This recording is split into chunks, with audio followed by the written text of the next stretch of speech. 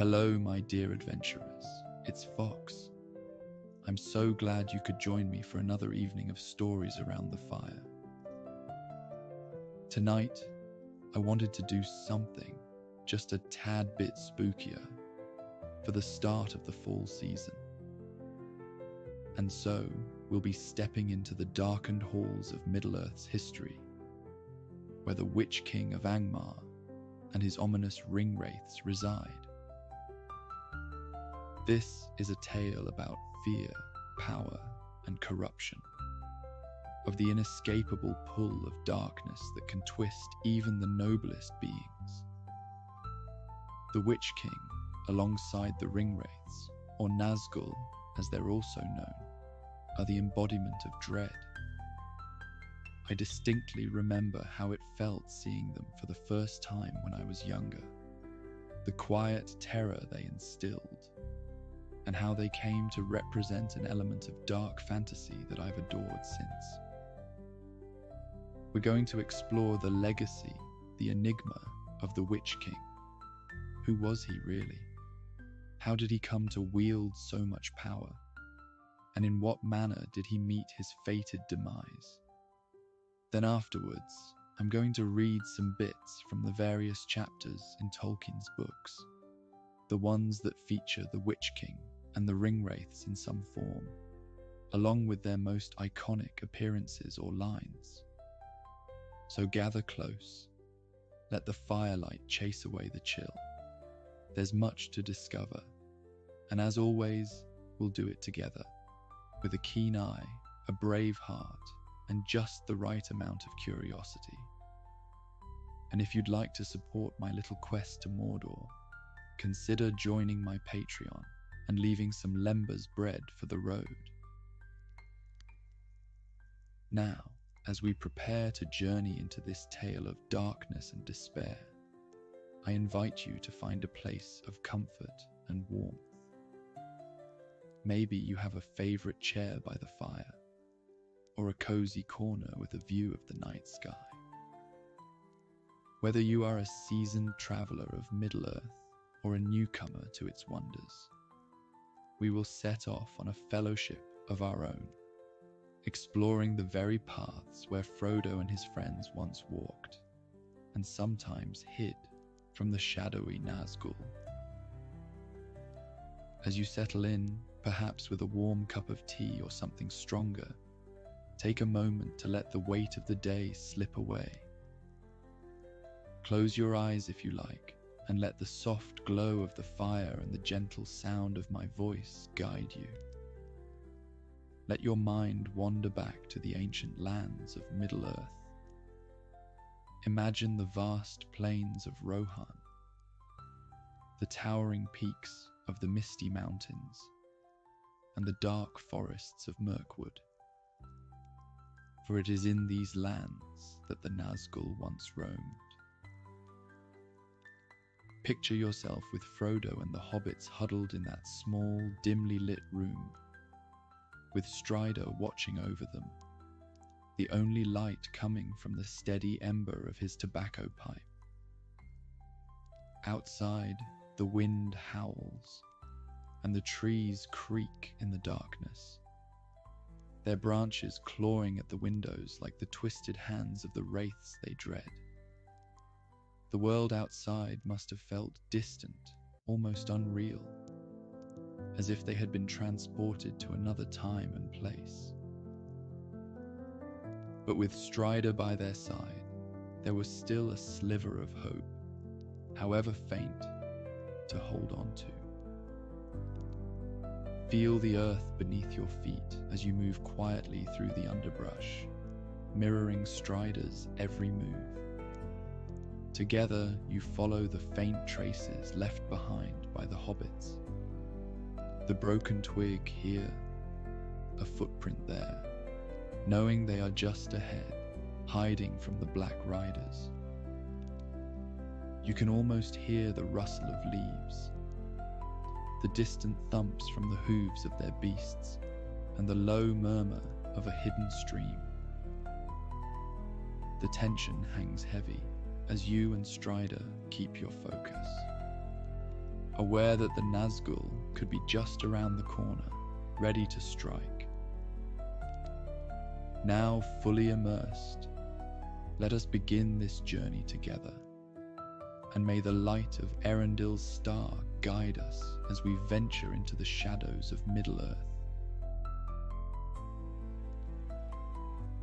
Our story begins long before Sauron rose to the height of his power, in an age when Middle-earth was still young and full of wonder. It was a time of great beauty, when the elves, Ilúvatar's firstborn, the creator of all that is, lived in harmony with the world. Their cities glittered with the light of the two trees, the sacred sources of light that illuminated the land before the sun and moon existed, untouched by the shadow that would one day spread across the land. Under the guidance of the Valar, powerful beings sent by Ilúvatar to shape and govern the world, the elves had long been masters of many arts. Their skill in crafting grew to be unmatched by any other race in Middle-earth. They could shape metals and gems with such delicacy and precision that their creations seemed almost alive. Among the elves, there was one who stood out, Celebrimbor, the grandson of Fëanor. Now Fëanor, if you remember, was the greatest of all elven smiths, but he was also driven by pride, and his legacy was one of tragedy. Celebrimbor, however, was different. He inherited his grandfather's skill, but his heart was purer. He wanted to create things of beauty, to preserve the world's splendor for all time. The elves were keenly aware of the passage of time. Though they themselves were immortal, they could see the world around them changing.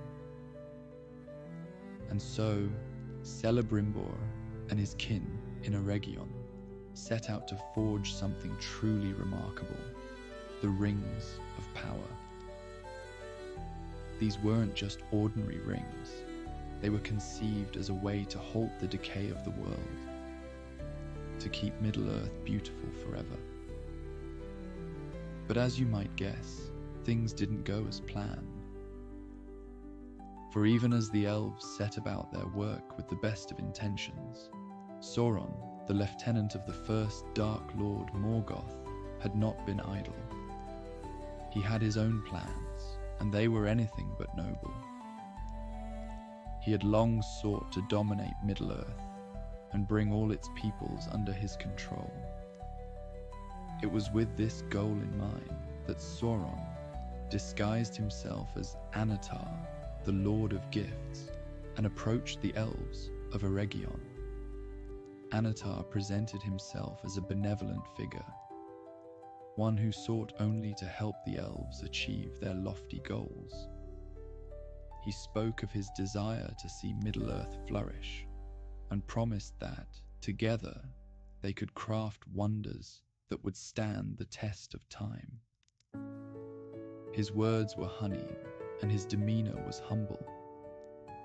Celebrimbor and his kin, eager to learn and to create, welcomed him with open arms, not knowing that they were inviting the very architect of their downfall into their midst. Under Annatar's guidance, the elves worked tirelessly to forge the Rings of Power.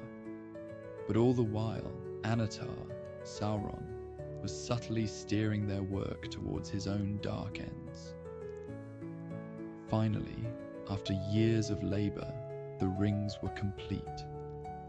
19 in total. Each one was a masterpiece of craftsmanship and magic.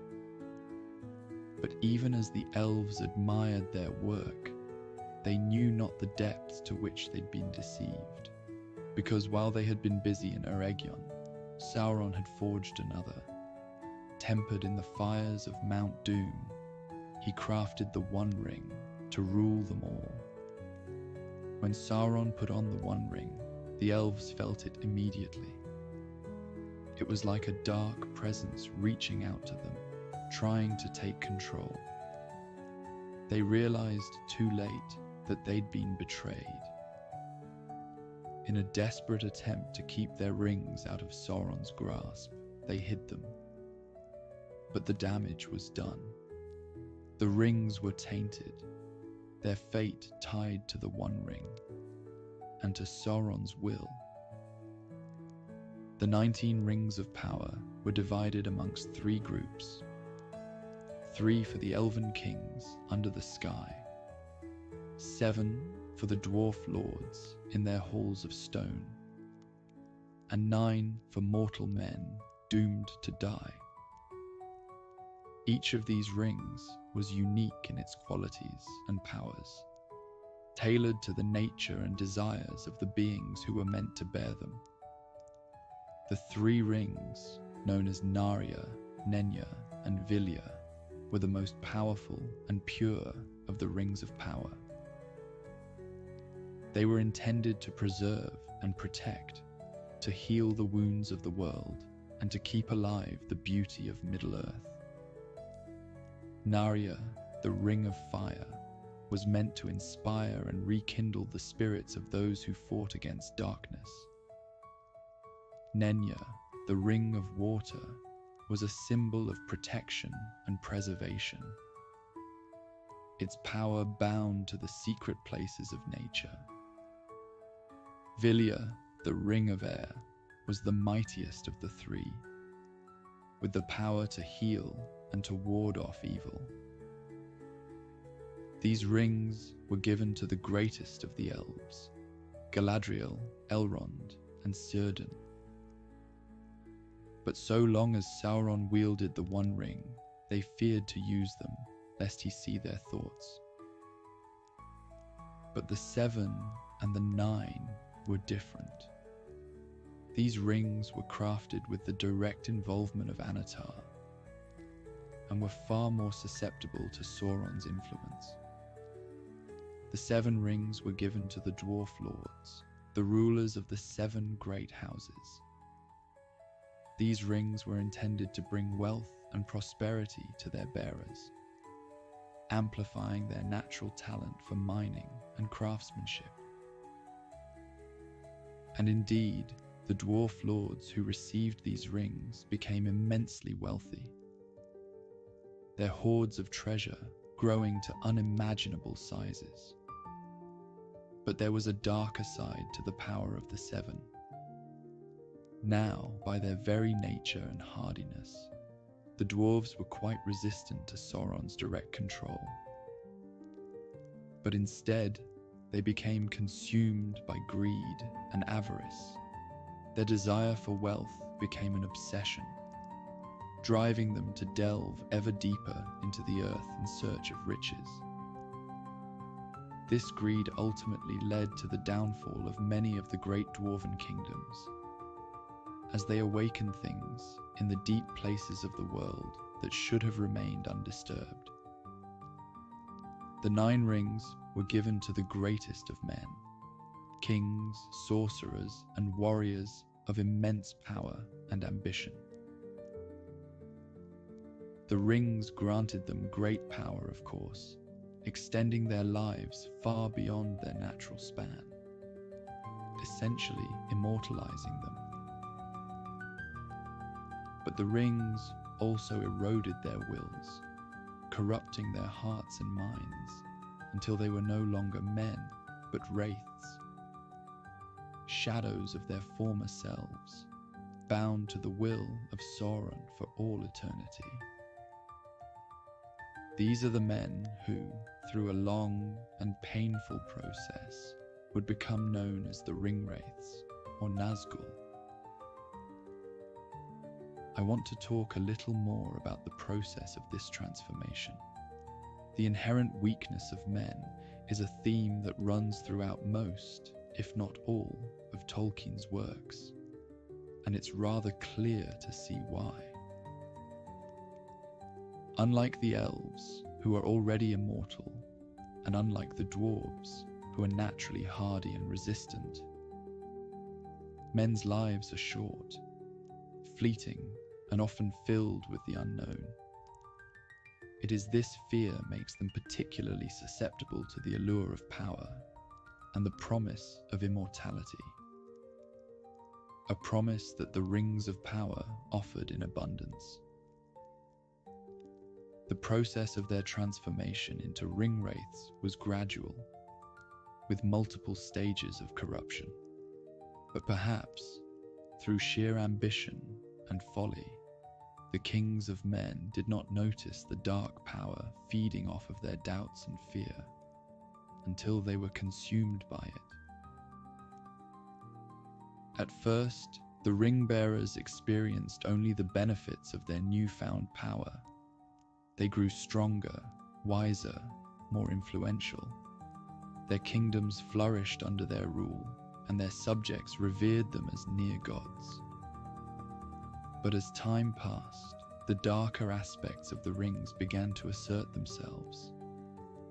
They had vivid dreams, filled with images of shadowy figures and dark landscapes. They heard whispers in the night, voices that spoke of power and glory, but also of fear and despair.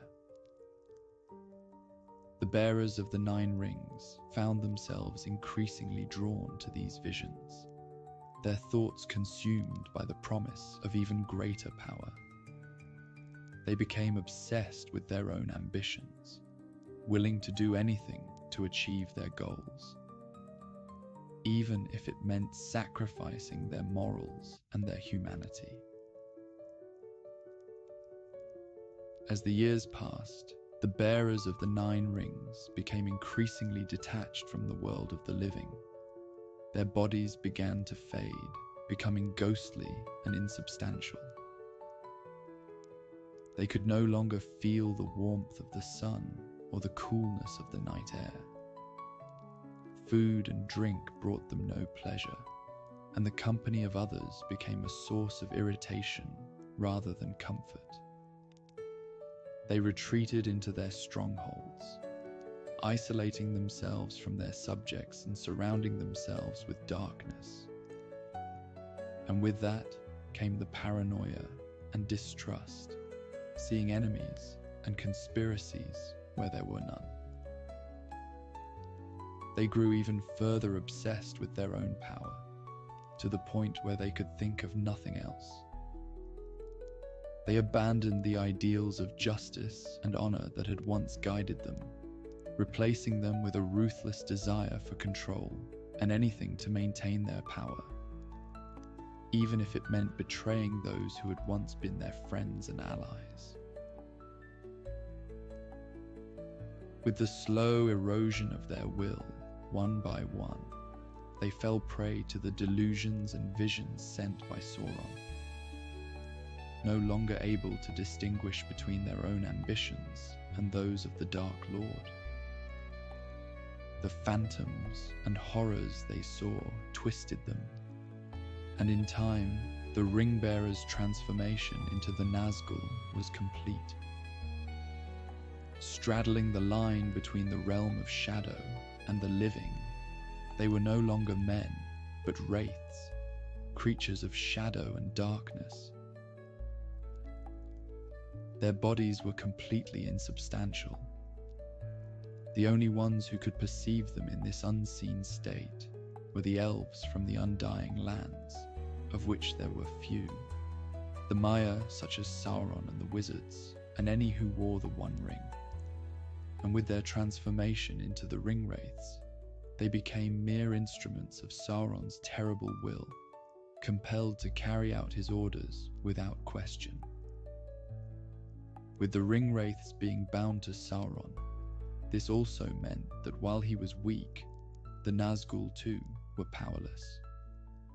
But while the Dark Lord gathered power, theirs grew immensely in turn, to the point where the Witch King of Angmar, who we'll talk about next, is said to have rivaled Gandalf the White.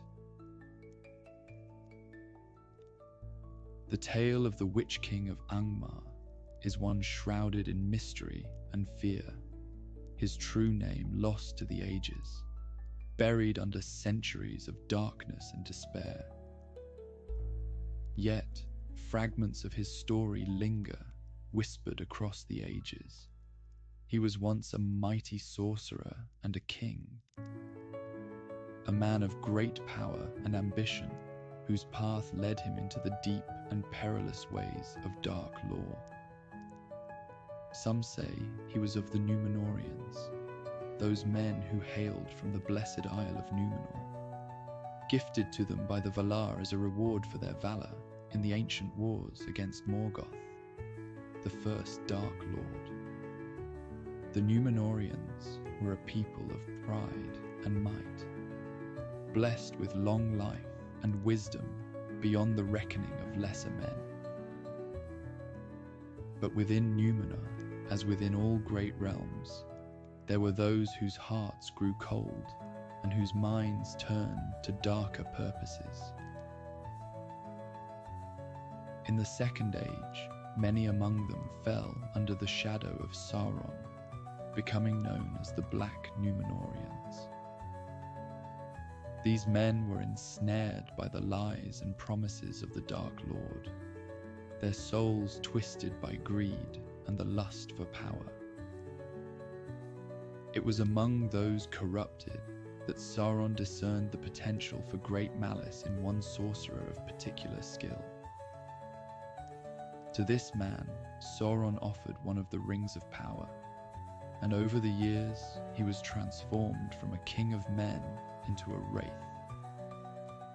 His identity erased, his will entirely subsumed by Sauron's. He became the Witch King of Angmar, the greatest and most feared of all the Ringwraiths.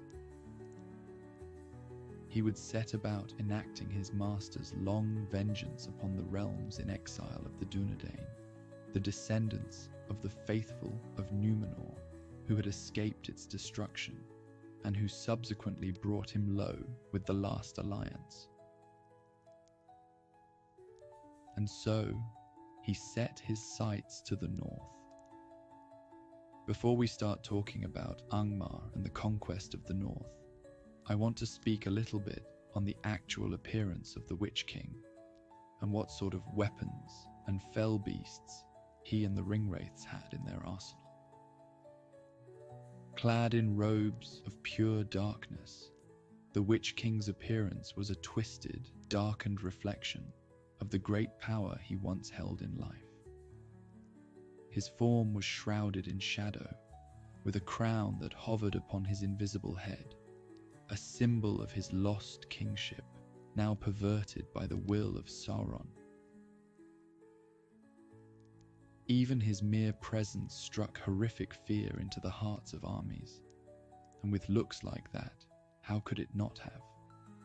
But he also had the Morgul blade, a weapon as cursed as the one who bore it. To be struck by this blade was to invite a slow and agonizing transformation. The shard would embed itself in the victim's flesh, working its way ever closer to the heart, turning them into a lesser sort of wraith, a servant bound forever to the dark will of the Witch King. It was less so a weapon of death, and more a tool designed to rob its victim of their very soul. It was this very same blade that was used to wound Frodo on Weathertop, and it took the help of Elrond in Rivendell to heal the Morgul wound. There was also the Black Breath, a deadly miasma that the Witch King and the Ringwraiths exhaled, sapping strength and hope from those around. Their breath was poisonous, and that cursed blight caused people to fall into a dark, cold sleep, and maybe even never recover. The 9-rode black horses of Nightmare, a far cry from the noble steeds of the free peoples of Middle-earth. These horses were bred and twisted by dark sorcery, making them tireless, fearless, and swift. During the latter years of the Third Age, during the War of the Ring, these horses were swept away by a flood.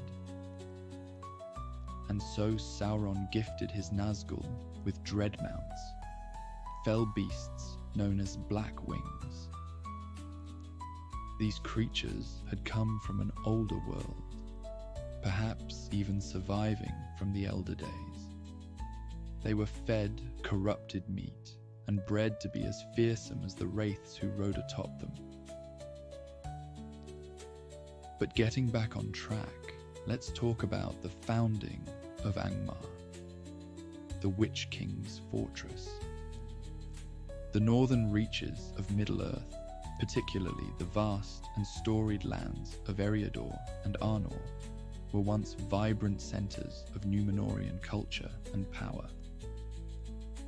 Arnor, in its prime, stood as a mighty kingdom, founded by Elendil the Tall and his sons after the cataclysmic downfall of Númenor. It was a land of gentle hills and ancient forests, of lofty mountains and swift-flowing rivers, a realm of beauty, majesty, and deep-rooted heritage. Yet, as the ages wore on and the shadow in the east grew, the kingdom of Arnor fell into decline. Internal strife and the ambitions of lesser lords fractured the great realm into three smaller and weaker kingdoms: Arthedain, Cardolan, and Rudor. This division, born of pride and discord, left the once united kingdom vulnerable to the encroaching darkness, a weakness that the Witch King of Angmar was quick to perceive and eager to exploit. Far to the north of these beleaguered lands, beyond the Etten Moors and the high passes of the Misty Mountains, lay a desolate and forsaken region known as Angmar. This was a realm of bitter winds and barren plains. Few ventured into this inhospitable wilderness, and fewer still returned to tell the tale. It was in this grim place that the Witch King chose to establish his dominion. Angmar, with its natural fortifications and strategic position, offered the perfect base from which to strike at the heart of the weakened northern kingdoms, while staying hidden from the vigilant eyes of the elves and the Dunedain. In building his fell kingdom, the Witch King summoned all the dark and malevolent forces at his command. Orcs and trolls crept down from the mountains, wargs and wolves prowled out of the wilds, and men whose hearts had long been corrupted by the shadow answered his call. They flocked to Angmar, drawn by the promise of power and the opportunity to serve the most feared of their lord's servants. The capital of Angmar was established at Carndum, a fortress built into the mountains in the far west of the region. Carndum was a dark citadel where the forces of darkness gathered to do the Witch King's bidding. The fortress was surrounded by high walls and deep chasms, with only a few narrow passes leading to its gates. Within its walls, the Witch King's sorcerers and generals plotted the downfall of Arnor, while his armies marshalled for the coming war. The Witch King himself resided in Carndum, from where he ruled his kingdom with an iron fist. His power was greatest in Angmar, where the land bent to his will. The skies above the fortress were often darkened by storm clouds, and the air acrid with the stench of death and decay. Those who dared to enter his realm were met with unspeakable horrors, as the Witch King's magic twisted the natural world into something malevolent. Now, the war waged by the Witch King of Angmar against the northern kingdoms of Arnor was not a swift conquest, but rather a remorseless campaign, spanning many centuries. He did not want merely to subjugate these realms, but to obliterate them utterly, erasing their memory from the chronicles of Middle-earth.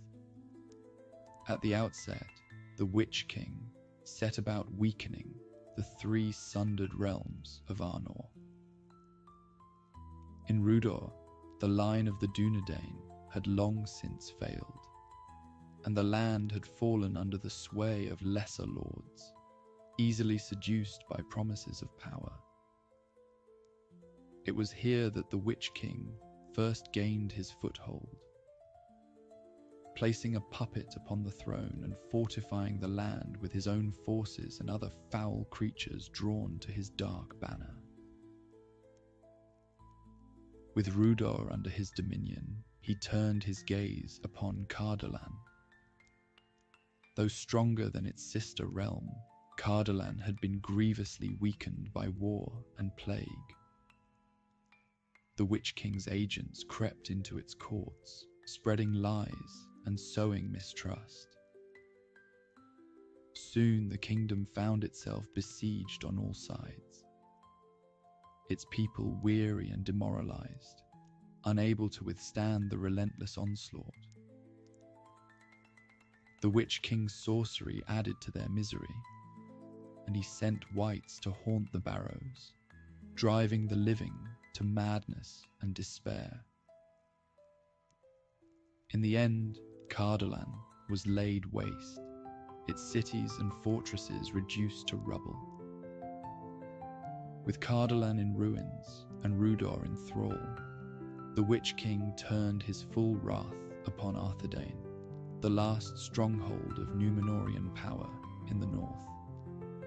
This realm, ruled by the line of Isildur, the great king who cut the One Ring from Sauron's hand, had long resisted the encroaching darkness, but now it stood alone against the might of Angmar. The Witch King gathered his forces at Carndom, and his army, vast and terrible, descended upon Arthedain in a series of brutal raids. The final blow came in the year 1974 of the Third Age at the Battle of Fornost. Fornost, the ancient capital of Arthedain, was a city of great strength and beauty, built by the Númenóreans in the days of their glory. But the Witch King knew that if Fornost fell, the last hope of Arnor would be extinguished. Clad in black armor, his form wreathed in shadow, he led his armies against the city. The Dunedain fought valiantly, but they were outnumbered and outmatched. One by one, the gates fell, and the Witch King's minions poured into the city. Thus Fornost fell, and with it the last vestige of the North Kingdom. The Witch King's victory was complete, and the once proud realm of Arnor was no more. Its lands left in darkness, and its people scattered to the winds. The light of Númenor had been extinguished in the north. But the triumph of the Witch King did not last. Even as darkness fell over the north, hope was rekindled in the hearts of free folk.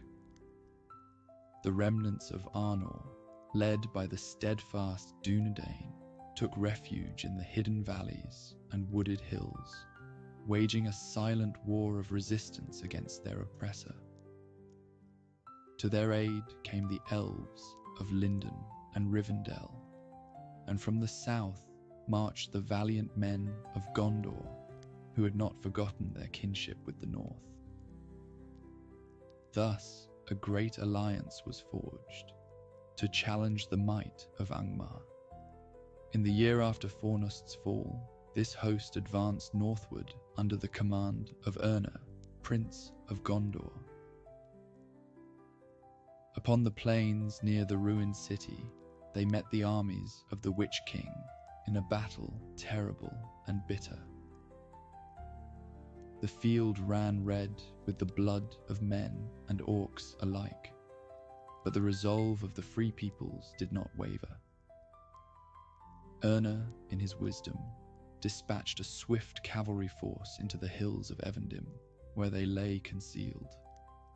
As the battle raged below, these horsemen swept down upon the enemy's flank like a storm unleashed, throwing the ranks of Angmar into chaos and despair. In the middle of all this mess, the Witch King sought to flee northward to his stronghold of Carn Dum. But from Rivendell came Glorfindel, the hero of old, whose might was undimmed by the passage of ages. Leading a host of elven warriors, they fell upon the retreating foe, and in that hour the Witch King himself appeared. Dark and fell, mounted upon a sable steed. He rode against Urna, and such was his dreadful visage that the prince's horse reared in terror, carrying its rider away despite his will. The Witch King laughed, a sound cold and cruel, but his mirth was short-lived. Glorfindel approached, his presence radiant and fearsome. On his white horse, the elf lord bore down upon the black-clad wraith, and the Witch King, sensing the might arrayed against him, turned and fled into the shadows. None saw where he went, and in the darkness he vanished without a trace. Urna, eager to pursue and finish what had been started, was held back by Glorfindel, who spoke the words that made his famous prophecy. "Do not pursue him. He will not return to these lands. Far off yet is his doom, and not by the hand of man shall he fall." Thus ended the reign of Angmar. The north was free, though scarred and desolate, and the kingdoms of old did not rise again. The Dunedain became a wandering people, keeping secret watch over the lands they once ruled. The elves bore their own losses, but found solace in the victory achieved. As for the Witch King, he fled to Mordor, where darker designs awaited him. Though Sauron yet concealed himself in Dol Guldur, known only as the Necromancer, the 9 Ringwraiths gathered once more in the Black Land. There they laboured to rebuild their master's strength, mustering hosts of orcs and creatures of shadow, preparing for the time when the Dark Lord would rise anew and cast his shadow over all Middle-earth. In the year 2000 of the Third Age, the Ringwraiths emerged from Mordor, their black banners flying as they set their sights on Gondor, a kingdom weakened by the ravages of the Great Plague and the Wainrider invasion. The Witch King led the assault, laying siege to the fortified city of Minas Ithil. After 2 years of relentless siege, the city fell to the Nazgûl, who claimed it as their own. From that time onward, it was known as Minas Morgul, the Tower of Sorcery, a place steeped in the darkest of magics, where shadows whispered of ancient evils. As time passed, the Witch King's old foe, Urna, ascended to the throne of Gondor upon the death of his father, King Ernil. The Witch King, ever vengeful and seeking to settle old scores, challenged the new king to single combat. Urna, remembering his past encounter with the Witch King, refused the challenge, perhaps sensing the trap that lay within. But 7 years later, the challenge was issued again, and this time Urna could not resist. Filled with pride and anger, remembering his humiliation at their last encounter, he rode out from Minas Tirith to face the Witch King at Minas Morgul. There in the shadow of the accursed tower, he vanished, and none saw him again. With his disappearance, the line of kings of Gondor came to an end, and the rule of the stewards began, a time of great uncertainty for the kingdom. The Witch King, having claimed yet another victory, retreated to his dark tower. Soon after, Sauron, still only known as the Necromancer, fled Dol Guldur to avoid the investigations of Gandalf and hid in the east. And the Nazgûl remained quiet, biding their time in Minas Morgul as a constant, lurking threat that would endure for the next 400 years. And in the year 2951 of the Third Age, Sauron cast aside all pretense and declared himself openly. He was bent on reclaiming the One Ring, the source of his power. So began the hunt, and the Nazgûl, relentless as death, rode forth once more across the wide lands of Middle-earth.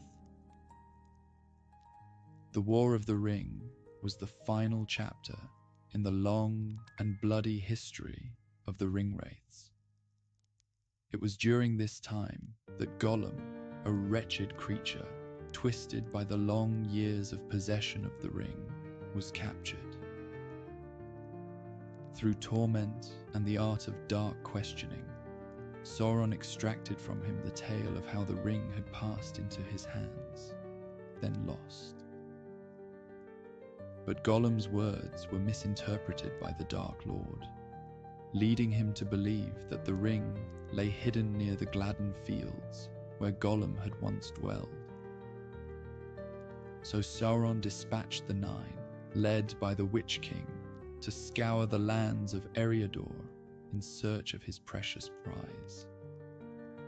Carmel, the lieutenant of the Witch King, scoured the vales of Anduin. But the land known as the Shire eluded him. Undeterred, the Witch King drove his forces north and west. But soon Sauron's gaze was diverted by events in Gondor and the treachery of Saruman, who sought the ring for himself. The Ringwraiths were sent to Isengard, where Saruman, with cunning words, deceived them into believing that Gandalf alone knew the whereabouts of the ring. Resuming their search, the Witch King and his wraiths came upon the traitorous Wormtongue, who spoke of Gandalf's passage through the Shire, and even of Saruman's betrayal. His life was spared, for the Witch King foresaw Saruman's downfall at Wormtongue's hands. The Nine then captured spies of Saruman, discovering maps of the Shire, and with them renewed hope in their dark quest. At Sarn Ford, the Ringwraiths encountered the Dúnedain Rangers, valiant guardians of the north, who sought to hold them at bay. But the power of the Nazgûl was too great, and the Rangers were overcome, with only a few escaping to warn their chieftain, Aragorn. But even as the Wraiths entered the Shire, the One Ring had already passed into the hands of Frodo Baggins, a hobbit. One of Saruman's former spies, now in service to the Witch King, saw Frodo vanish in a tavern, and reported as such. And so, the Witch King pursued the ring-bearer to Weathertop, where he struck Frodo with a Morgul blade, wounding him terribly. Though driven back by Aragorn's bravery, the Ringwraiths continued their pursuit to Rivendell until they were swept away downstream by the waters of the Bruinen, summoned by the elf Elrond's command. Defeated but not destroyed, the Witch King returned to Mordor, where he prepared for the eventual grand assault upon Gondor. Leading the hosts of Minas Morgul He shattered the gates of Minas Tirith,